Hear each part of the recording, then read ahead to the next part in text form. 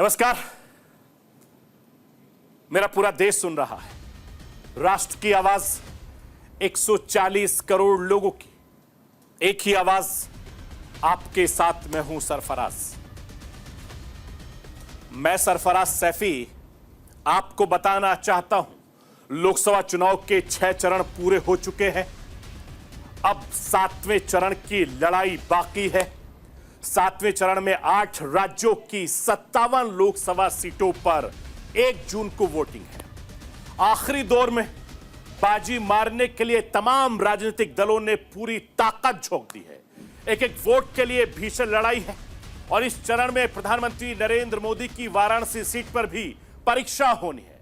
इसके अलावा पश्चिम बंगाल में ममता बनर्जी के सियासी वारिस माने जाने वाले अभिषेक बनर्जी और लालू प्रसाद यादव की बेटी मीसा भारती की भी पाटलिपुत्र सीट पर इम्तिहान होना बाकी है। इसके अलावा सिनेमा के कई सितारों का भाग्य का फैसला आखिरी चरण में होना है। यानी चुनाव के आखिरी दौर सत्ता पक्ष और विपक्ष के लिए बहुत ज्यादा खास है। आखिर क्या कहता है 2019 का चुनावी आंकड़ा, आज आपको राष्ट्र की आवाज के जरिए बताने, दिखाने, समझाने की कोशिश करूंगा। चुनाव के आखिरी दौर में पूर्वांचल की 13 लोकसभा सीटों पर मुकाबला है। उत्तर प्रदेश में प्रधानमंत्री नरेंद्र मोदी के संसदीय क्षेत्र से लेकर मुख्यमंत्री योगी आदित्यनाथ के गृह क्षेत्र गोरखपुर में भी वोटिंग होनी है। पूर्वी हिस्से में बसने वाली आबादी का जोर किस तरफ है? बीजेपी हो, समाजवादी पार्टी हो, कांग्रेस हो या बीएसपी, हर किसी के लिए पूर्वांचल के नतीजे एक तरीके का लिटमस टेस्ट होने वाला है। ऐसा इसलिए भी क्योंकि यह माना जा रहा है कि सत्ता के संग्राम की दिशा पूर्वांचल के पावर गेम से तय होने वाली है। और यूं तो चुनावी दंगल में देश की हर एक सीट अहम है, पूर्वांचल की अहमियत कहीं ज्यादा है। ऐसा इसलिए क्योंकि उत्तर प्रदेश के इस हिस्से में हिंदुस्तान के कई राज्यों से ज्यादा सीटें हैं। पूर्वांचल में कुल 27 सीटें हैं, जिनमें से 14 सीटों पर मतदान हो गया और अब 13 सीटों पर मतदान 1 जून को होगा।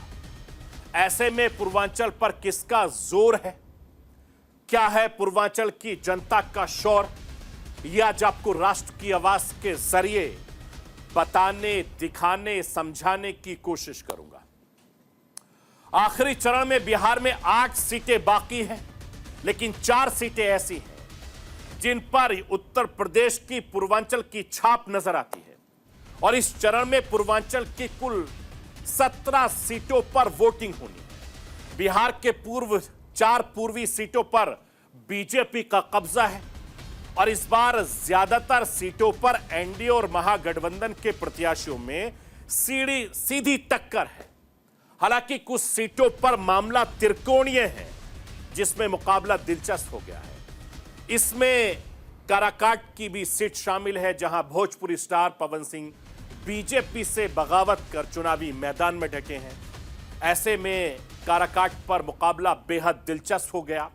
क्या कहता है काराकाट लोकसभा सीट का समीकरण, आज आपको राष्ट्र की आवाज के जरिए यह बताने, दिखाने, समझाने की कोशिश करूंगा।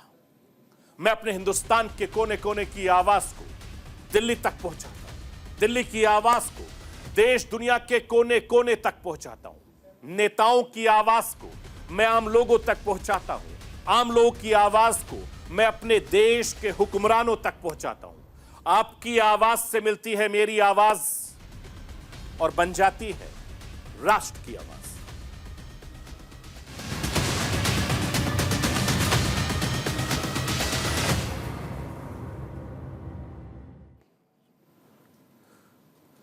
उन्नीस अप्रैल से शुरू हुआ 2024 का चुनावी संग्राम अब अपने मुकाम पर पहुंचने वाला है।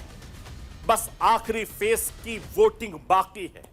आखिरी दौर के लिए 1 जून को 57 लोकसभा सीटों पर वोटिंग होनी है। आखिरी चरण से पहले सियासत 7वें आसमान पर है। आखिरी दौर में बीजेपी तमाम कोशिशें पूरी कर रही है। तमाम राजनीतिक दलों ने पूरी ताकत झोंक दी है। एक एक वोट के लिए जबरदस्त लड़ाई देखने को मिल रही है। सियासत के कई सुपरस्टार की किस्मत का फैसला आखिरी चरण में होना है। बॉलीवुड के कई सितारों का भाग्य का फैसला यानी सितारों का फैसला भी इसी चरण में होना है।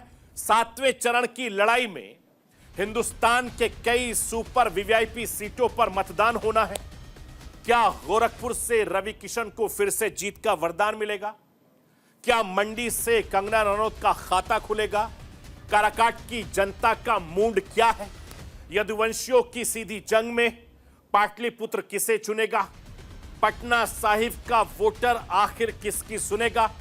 और आखिरी चरण में पंजाब के सभी 13 सीटों पर जबरदस्त फाइट देखने को मिल रही है। तो पश्चिम बंगाल की सीटों पर भी आर पार की लड़ाई है। मैं आपको यह बताना चाहता हूं कि आखिरी चरण में जिन 57 लोकसभा सीटों पर वोटिंग होनी है उसमें हिमाचल और पंजाब की सभी सीटें हैं। चंडीगढ़ की एकमात्र सीट है। उत्तर प्रदेश की 13 सीटें हैं। बिहार की 8 लोकसभा सीटें हैं। झारखंड की 3 लोकसभा सीट है। उड़ीसा की 6, पश्चिम बंगाल की 9 सीटों पर वोटिंग होनी बाकी है।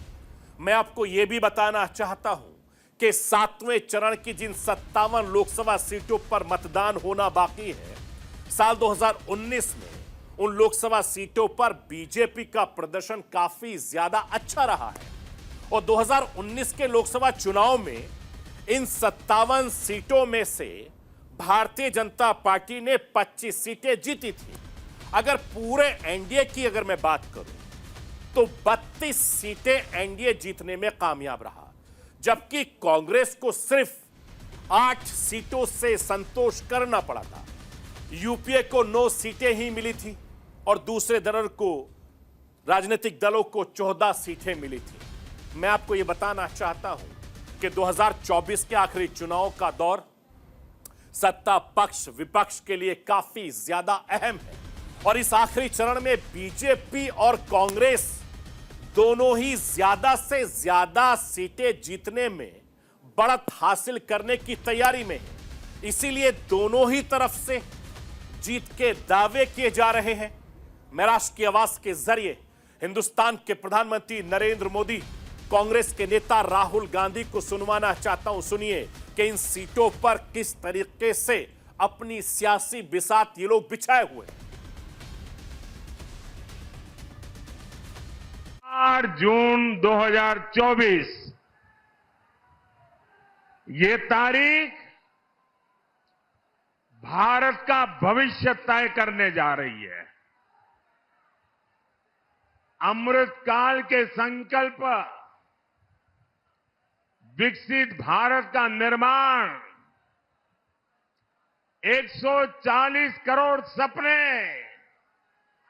4 जून को देश एक नई उड़ान के लिए पंख फैलाएगा। इसलिए करोड़ों लोग 4 जून का इंतजार कर रहे हैं। हर परिवार में से एक महिला का नाम चुना जाएगा। करोड़ों महिलाओं के नाम इस लिस्ट में आएंगे। 5 जुलाई को 8,500 रुपए इन करोड़ों महिलाओं के बैंक अकाउंट में ठगाक से हम डाल देंगे। और बात वहां नहीं रुकेगी भाइयों और बहनों। 5 जुलाई, 5 अगस्त, सितंबर, अक्टूबर, नवंबर, दिसंबर, जनवरी, फरवरी, मार्च, अप्रैल, मई, 5 तारीख को खटाखट 8,500 रुपए बैंक अकाउंट के अंदर। भाइयों और बहनों, उस साल का 1 लाख रुपया करोड़ों परिवारों के बैंक अकाउंट में हम डालने जा रहे हैं। मैं आपको यह भी बताना चाहता हूं कि 2019 से 2024 का चुनाव पूरे तरीके से बदला हुआ है। 27 साल से पंजाब में बीजेपी के साथ मिलकर चुनाव लड़ने वाली अकाली दल इस बार अलग होकर चुनाव लड़ रही है। इतना ही नहीं, पंजाब में कांग्रेस और आम आदमी पार्टी भी अलग अलग चुनावी मुद्दों पर इस वक्त मैदान में है। पंजाब की सत्ता में आम आदमी पार्टी है, जिसके चलते उसे इस बात पर अपनी सीटें बढ़ाने की उम्मीद नजर आती है। और इस तरीके से हिमाचल की सत्ता में इस बार कांग्रेस काबिज है, जिसके चलते बीजेपी के लिए क्लीन स्वीप करना आसान नहीं है। बिहार से लेकर उत्तर प्रदेश तक सियासी समीकरण बदले हुए हैं, तो बंगाल में ममता बनर्जी को अपनी सीटें बचाए रखने की एक बड़ी चुनौती बनी हुई है। मैं आपको यह भी बताना चाहता हूं कि आखिरी चरण की लड़ाई के लिए हिंदुस्तान में सियासी पारा बहुत ज्यादा हाई है। और इस आखिरी चरण में उत्तर प्रदेश के पूर्वांचल की 13 लोकसभा सीटों पर तमाम सियासी दलों का इम्तिहान होना भी बाकी है। प्रधानमंत्री नरेंद्र मोदी के संसदीय क्षेत्र वाराणसी से उत्तर प्रदेश के मुख्यमंत्री योगी आदित्यनाथ के गृह क्षेत्र गोरखपुर तक आखिरी चरण में मतदान होना है। प्रधानमंत्री नरेंद्र मोदी सीएम योगी आदित्यनाथ के सामने आखिरी चरण में, आखिरी दौर में सियासी कद के जरिए पूर्वांचल के जातीय सरहद को तोड़ने के लिए लिटमस टेस्ट होना है। तो समाजवादी पार्टी के प्रमुख अखिलेश यादव कांग्रेस नेता राहुल गांधी के सामने पूर्वांचल के ज्यादा से ज्यादा सीटें जीतकर अपनी झोली में डालने की एक बड़ी चुनौती है। और यही वजह है कि बहुजन समाज पार्टी की प्रमुख मायावती के लिए सबसे बड़ी चुनौती अपनी पार्टी के सियासी आधार को बचाए रखने की है। पूर्वांचल का अपना मिजाज रहा है। पिछले चुनाव में जबरदस्त मोदी लहर में बहुत ज्यादा एनडीए को क्लीन स्वीप कर पाई नहीं थी, और समाजवादी पार्टी, बहुजन समाज पार्टी गठबंधन के चलते बीजेपी पूर्वांचल की 7 सीटों को मात खानी पड़ी थी। मैं आपको यह भी बताना चाहता हूं कि घोसी गाजीपुर सीट तब बहुजन समाज पार्टी के खाते में गई थी। संजय निषाद की पार्टी और अनुप्रिया की अपनी पार्टी, अपना दल तब एनडीए के साथ थे। समाजवादी पार्टी बहुजन समाज पार्टी का गठबंधन था, और इस बार दोनों अलग अलग चुनाव लड़ रहे थे। इस बार एनडीए में बीजेपी के साथ सुहेल देव, भारतीय समाज पार्टी, निषाद पार्टी, अपना दल एस, तो समाजवादी पार्टी कांग्रेस के साथ मिलकर इस वक्त चुनावी मैदान में है। और बीजेपी का टारगेट 400 पार का है। लिहाजा प्रधानमंत्री नरेंद्र मोदी का जबरदस्त प्रचार रहा है। पूर्वांचल में बीजेपी को बड़ी जीत दिलाने के लिए ताबड़तोड़ रैलियां कर रहे हैं, विपक्ष पर हमलों की बौछार कर रहे हैं। और पूर्वांचल में कभी माफिया राज चलता था, लेकिन अब पूर्वांचल में करीब करीब माफिया राज खत्म हो चुका है, और इसका सीधा असर वोट पर पड़ने वाला है। प्रधानमंत्री नरेंद्र मोदी से बेहतर तरीके से जानते हैं कि जनता की नब्ज को कैसे पकड़ना। इसलिए मिर्जापुर की रैली में कहा कि समाजवादी पार्टी की सरकार में जनता थर-थर कांपती थी, अब माफिया थर-थर कांपते हैं। मैं आपको सुनवाना चाहता हूं कि सुनिए किस तरीके से प्रधानमंत्री नरेंद्र मोदी समाजवादी पार्टी पर निशाना साधा।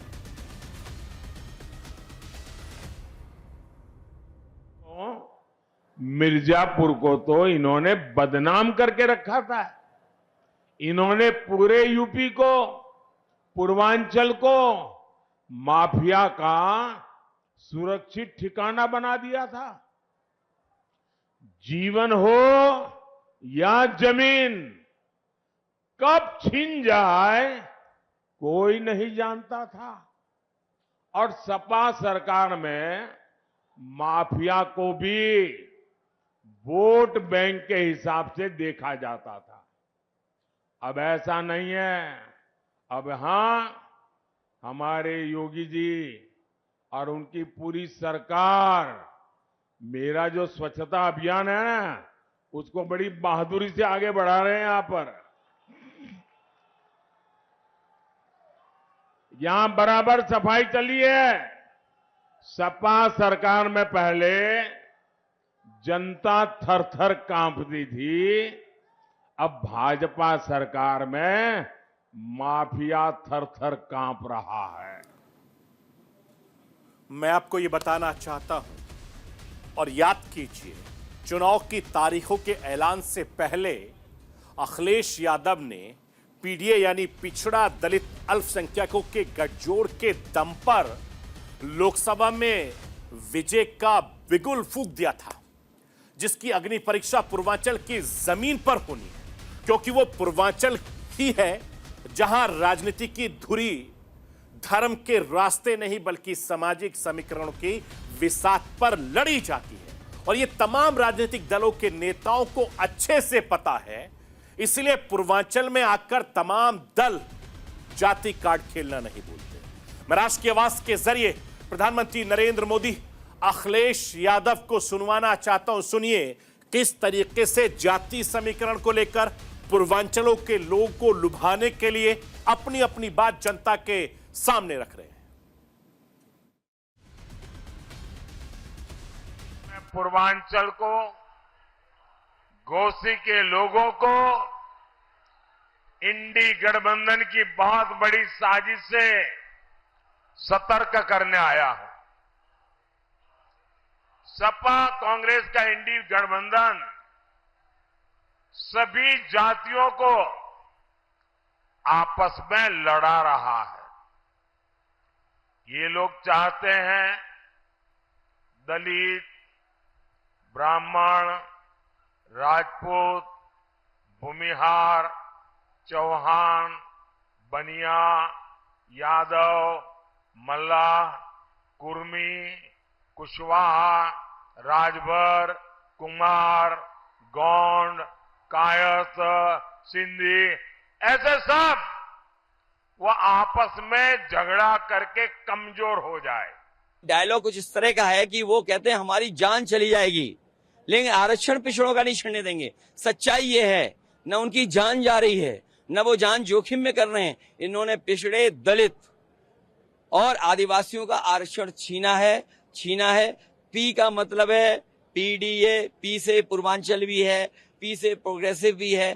तो पीडीए जो है परिवार वो प्रोग्रेसिव है, पीडीए परिवार में पूर्वांचल शामिल है। एनडीए है नेगेटिव, नकारात्मक राजनीति करते हैं और नकारात्मक राजनीति का समय खत्म हो गया है। मैं आपको यह भी बताना चाहता हूं कि पूर्वांचल की जमीन पर सियासत के मन से उठते ये बयान यूं ही नहीं आए। आंकड़े बताते हैं कि पूर्वांचल में ओवैसी वर्ग की आबादी करीब 50% है, जबकि दलित समुदाय की 21%, मुस्लिम मतदाताओं की तादाद करीब 20% है। और यह लड़ाई इसीलिए है, माना यह जाता है कि पूर्वांचल का यही जातीय समीकरण समाजवादी पार्टी के पीडीए फॉर्मूले को बल देता है। हालांकि इसमें भी एक पेच फंसा हुआ है, वो भी आपको बताना चाहता हूं। पूर्वांचल में राजभर आबादी करीब 16-17% है, निषाद आबादी करीब 14 से 17% है, जबकि कुर्मी की भूमिका भी पूर्वांचल में काफी ज्यादा अहम मानी जाती है। मैं आपको यह बताना चाहता हूं कि पूर्वांचल की सियासत ओबीसी के इर्द गिर्द सिमटी हुई है। 2019 के लोकसभा चुनाव में बीजेपी को पिछड़ा वर्ग का अच्छा समर्थन मिला और इस बार बीजेपी का पूर्वांचल में मिशन क्लीन स्वीप है, जिसके लिए वाराणसी से लेकर पूरे पूर्वांचल में बीजेपी ने बड़े बड़े नेता और मंत्री, मुख्यमंत्री की टीम इस वक्त मैदान में उतार रखी है। तो विपक्ष की तरफ से डिंपल यादव से लेकर अखिलेश यादव, प्रियंका गांधी, राहुल गांधी, तमाम नेताओं ने मोर्चा संभाला हुआ है। अखिलेश यादव, राहुल गांधी की जोड़ी भी लगातार जमीन पर डटे हुए हैं, गर्मी में लगातार मेहनत कर रहे हैं और उत्तर प्रदेश में एक बार फिर से ये जोड़ी हिट मानी जा रही है। वैसे तो आखिरी चरण में बिहार में 8 लोकसभा सीटों पर चुनाव होना है, लेकिन 4 सीटें ऐसी हैं जिन पर उत्तर प्रदेश की पूर्वांचल की छाप नजर आती है। यानी इस चरण में सिर्फ उत्तर प्रदेश के पूर्वांचल की ही 13 सीटों पर दांव नहीं है, बल्कि इस चरण में बिहार की भी 4 सीटें हैं, जिसे जीतने के लिए तमाम राजनीतिक दलों ने पूरी ताकत झोंक दी है। बिहार के आरा, बक्सर, सासाराम, काराकाट और 2019 में चारों सीटें बीजेपी ने जीती थी। तब भी जेडीयू एनडीए में शामिल था, अब भी एनडीए में शामिल है और इस बार भी बीजेपी को यही उम्मीद है कि 7वें चरण में ही काराकाट लोकसभा सीट पर भी मतदान होना है और इस सीट पर एनडीए उम्मीदवार के तौर पर उपेंद्र कुशवाहा चुनावी मैदान में है, जिन्हें इंडिया गठबंधन की राजा राम सिंह टक्कर दे रहे हैं। लेकिन इस लड़ाई को भोजपुरी स्टार पवन सिंह ने त्रिकोणीय बना दिया है और बीजेपी से बगावत करके निर्दलीय चुनाव लड़ने पर पार्टी ने पवन सिंह को बाहर का रास्ता भी दिखा दिया है। फिर भी वो इस सीट से चुनावी मैदान में डटे हुए हैं। पवन सिंह उस राजपूत जाति से ताल्लुक रखते हैं जो एनडीए का स्वाभाविक वोटर माना जाता है और पवन सिंह इस वोट बैंक को अपने पाले में करने की पूरी कोशिश कर रहे हैं। यही वजह है कि उपेंद्र कुशवाहा के लिए खुद पीएम मोदी ने काराकाट पहुंचकर वोट मांगा। यहीं से 2024 के चुनाव में मुजरे पर घमासान शुरू हो गया। प्रधानमंत्री नरेंद्र मोदी का वो बयान जो लगातार मीडिया की सुर्खियां बना हुआ है, जरा खुद सुन लीजिए।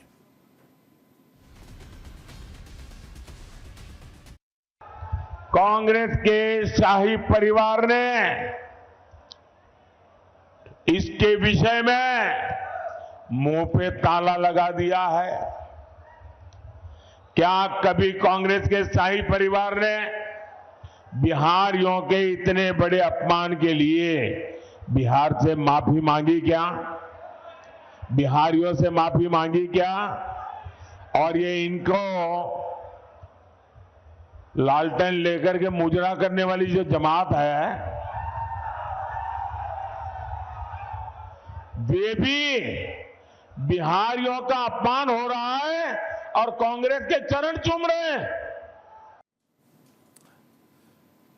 काराकाट लोकसभा क्षेत्र में या तब मतदाता 1.5 से 2 लाख है। इसके अलावा पिछड़ी, अति पिछड़ी, अनुसूचित जातियों के मतदाता करीब 2 लाख माने जाते हैं और चुनाव की एक सच्चाई यह है कि वोट जाति और पार्टी के कैडर मतदाताओं में बटा हुआ है। जिस राजपूत, ब्राह्मण, भूमियार और कोयरी, कुर्मी मतदाताओं की यहां भरमार है, उनका वोट पिछले कुछ चुनाव से लालू विरोध में पड़ता आया है। इन वर्गों के वोटरों को प्रमुखता से एनडीए का कोर वोट माना जाता है। ऐसे में पवन सिंह के पक्ष में इन्हीं वर्गों के वोटरों का बड़ा रुझान है। अगर यह रुझान वोट में तब्दील हुआ तो इस सीट को जीतना एनडीए के लिए बहुत बड़ी चुनौती होगी। यानी आखिरी चरण के इस वोटिंग से पहले तमाम राजनीतिक दलों ने कमर कस ली है और हर मुमकिन कोशिश कर रहे हैं कि ज्यादा से ज्यादा सीटें आखिरी चरण में जीत ली जाए। तो ये थी राष्ट्रीय आवाज। बाकी खबरों के लिए आप बने रहिए न्यूज़ इंडिया के साथ। कल रात 9 बजे फिर होगी मुलाकात।